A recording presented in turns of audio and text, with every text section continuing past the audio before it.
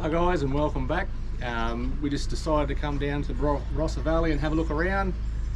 We just called into Maggie Beer's the farm shop, have a look. Yeah, see what we can see, buy some products and maybe do some cooking with something that we can get from here as well. And yeah, we'll have a good look around.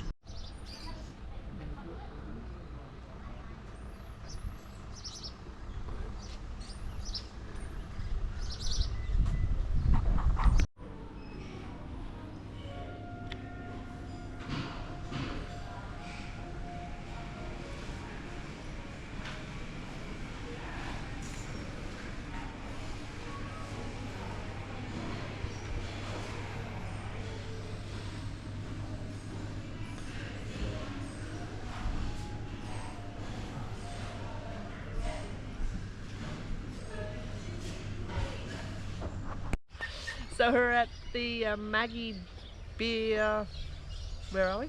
The Maggie Beer farm. This is why we don't do videos.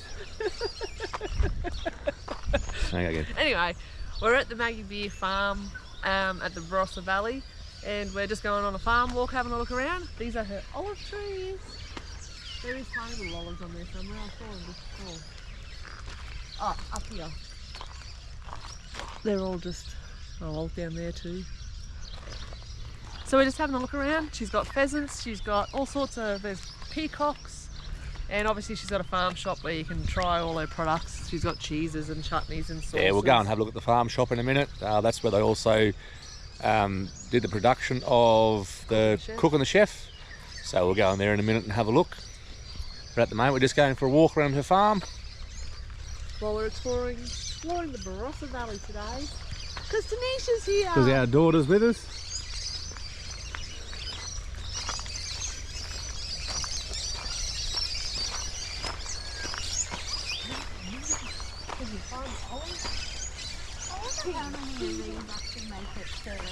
Quite a few. The ripe stage. Yeah, I don't know. Quite a few.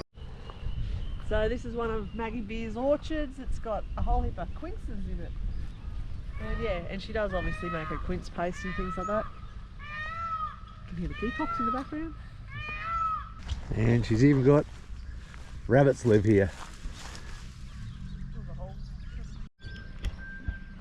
Maggie's husband, Colin, actually goes in and breeds these pheasants.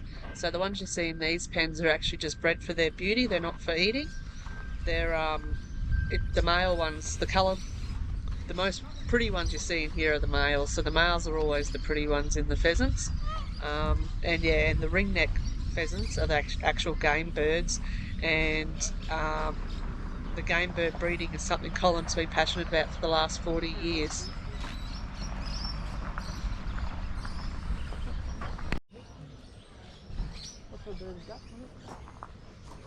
There's the female peacocks. Male up there.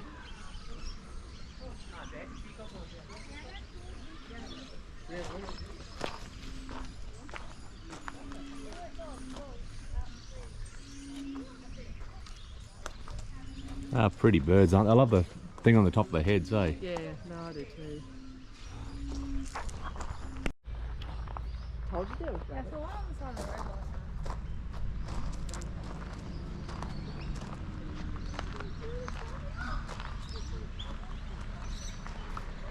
Little bunny rabbit.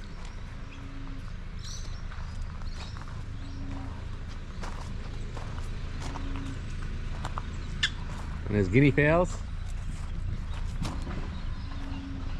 So there's a sign on the outside of this aviary that actually says that it was built in 2007, and it's Colin's eventual aim to house a significant population of Australian native pigeons and waterfowl. So it's a work in progress. So there's a few in there at the moment, and there's a few peacocks I think we saw in there, and that's probably about it so far.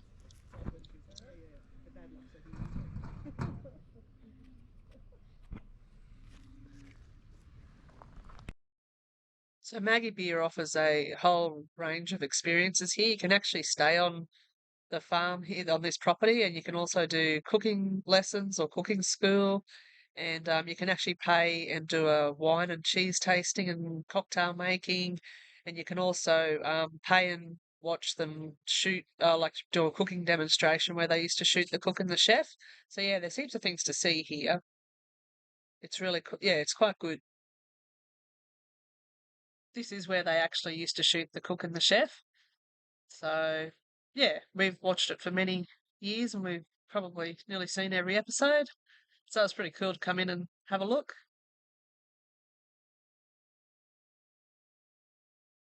She has a massive range of her products here. They're all actually made in small batches and they're all actually picked from the produce on her farm. So she's got a large range of her, pasta sauces, olive oils, chutneys, jams, everything you can imagine that she's got. They've even got ciders and wines and stuff. I think that more comes from Colin. And yeah, no, it's definitely worth a look. There's heaps of produce and she even sells a fresh fruit and homemade stocks and everything. So it's really good.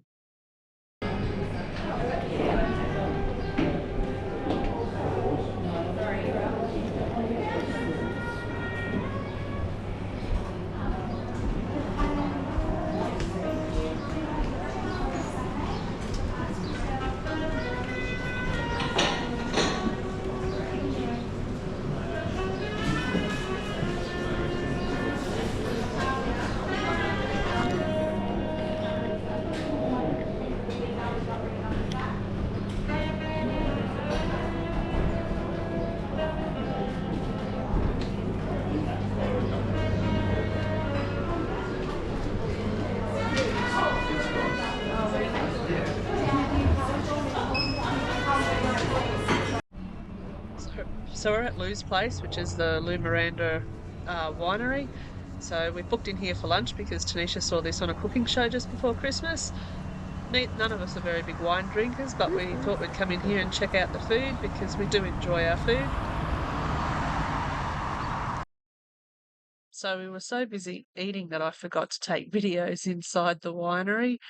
But yeah, we just chose the set menu, which was just a share meal. So it was a bunch of things that were just put in the middle of the table for us all to share.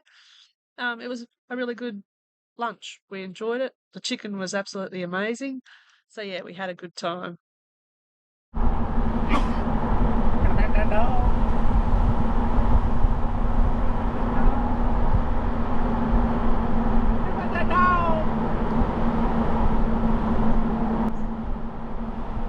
So we're just out driving around the area. There's definitely heaps and heaps of wineries in the Barossa. There's a lot of little boutique ones, and then there's names like Jacobs Creek and St Hallett and Henschke wines. So definitely well worth booking a tour if you're into wines. That way somebody else can drive for you. Yeah, that'll get yourself a designated driver. But yeah, definitely worth checking it out.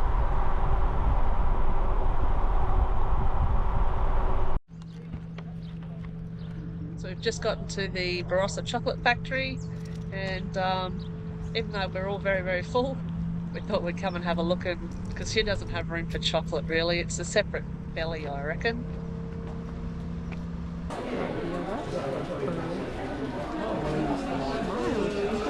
Chocolate everywhere.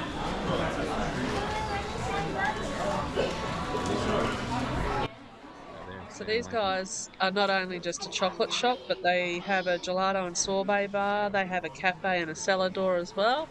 And through these big windows here, you can watch the staff working. I'm pretty sure they try not to make eye contact, but when they do give you a little bit of a smile. That young girl there was just laying pretzels onto a conveyor belt basically as they were getting dipped. The chocolate ran over them and the guy at the other end was packing them. So that looked like a whole heap of fun, I'm sure. But no, some beautiful handmade chocolates, and absolutely some of them are absolutely stunning. There's like stiletto heels that are airbrush gold and all sorts of wonderful things to check out in here. And we did buy ourselves a 12-pack of chockies to try. So we've been out for lunch at Lou's place at Miranda Estate Winery, and we've checked out the Barossa Valley Chocolate Factory, which was pretty cool. And now we're at the Mengler Hill lookout, up looking over the Barossa Valley. The Barossa Valley. Oh, and there's a sculpture park down there we'll go for a walk through.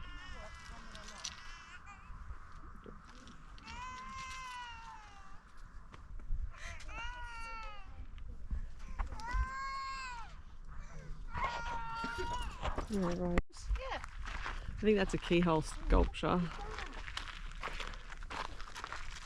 Millipede. No, I don't think it. Why not? Have a sculpture. Oh God. You can leave. I'm leaving. One. In 1988, the Barossa Valley hosted the first Barossa International Sculpture Symposium, where 9 sculptors met over 6 weeks and carved out these super-sized sculptures.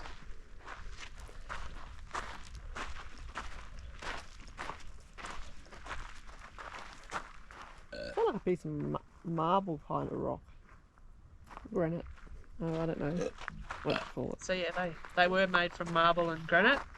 And then 20 years later, in 2008, they held their second Barossa International Sculpture Symposium, and they added 8 new sculptures carved in the black and brown granite that you see here. So yeah, there's 9 sculptures that are like dated back to 1988, and then 8 new ones in these darker It must be glued there, granite. right? That's Otherwise, from 2008. you'd think it would just fall off. Is this the one that looked like an eagle's head back there? Yeah, from the other side. Oh.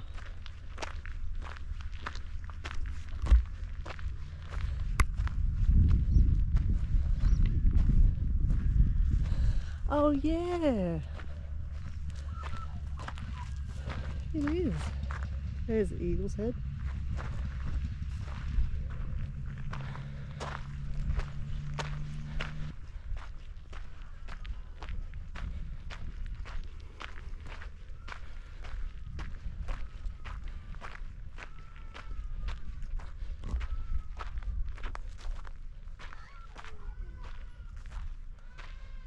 Yeah.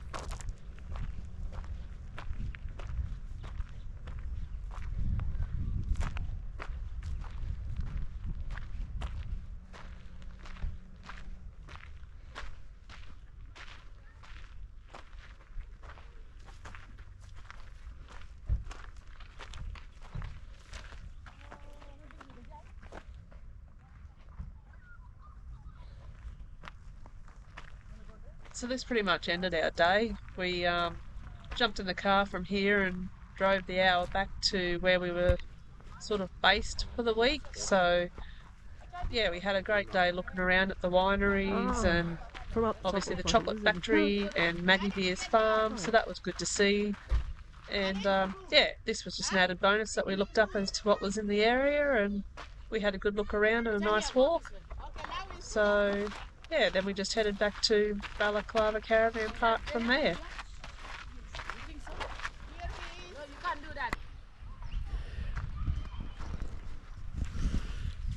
So we're staying at Balaclava Caravan Park in South Australia while Tanisha visited us, and it's actually a great, well, it's a council owned caravan park and run, and it's only a little space sort of thing, but it's actually right next to the bowls club, a men's shed, a beautiful like picnic park area, and the swimming pool and playground, and right next to it as well is a little community garden.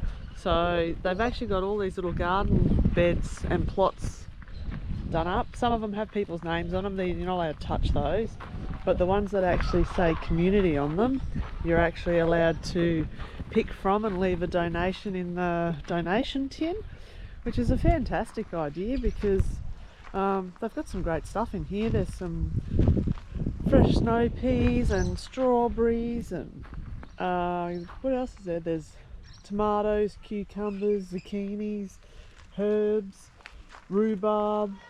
They've got a whole heap of stuff, but what a little fantastic idea. And we've taken a couple of zucchinis and snow peas for our dinner. But yeah, not a bad little place to be.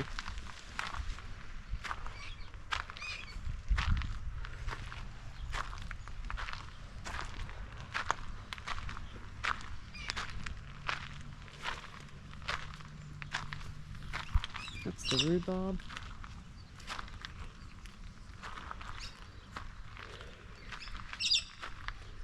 And yeah, they do a book and seed exchange up here inside the fridge there. It's got a whole heap of gardening books and things like that. And over in the corner, they've actually got chickens, and those chicken eggs you can buy for $4 a dozen, which is pretty good. There's another community one. And yeah, swimming pool next door as well.